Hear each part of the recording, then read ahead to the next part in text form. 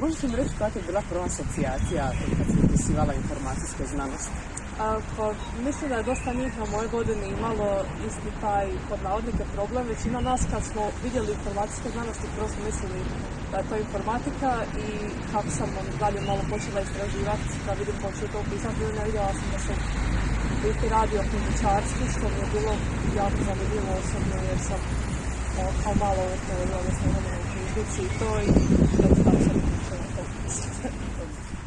Čujem da si predsjednica kluba Ex Libris, pa jel mi možeš reći nešto malo više o tome i što je to točno, kako se uključiti? Pa znači, klub studenata Ex Libris je studentska udruga koja je osnovana s ciljem da se potakne studente na sudjelovanje u nekim aktivnostima i projektima i konferencijama.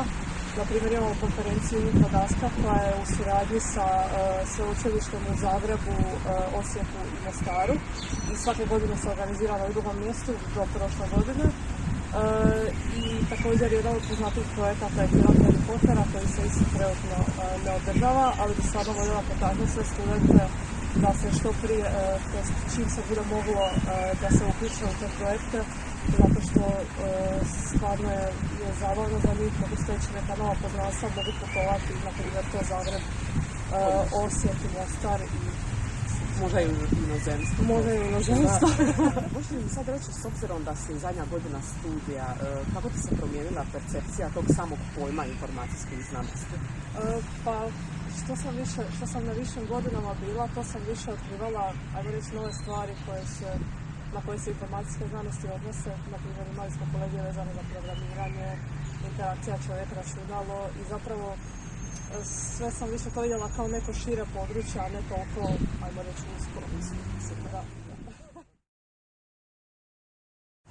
Okej, ista poza sam.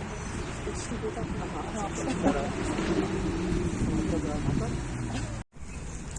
Okej, da, sad dobro se okej. Započesta.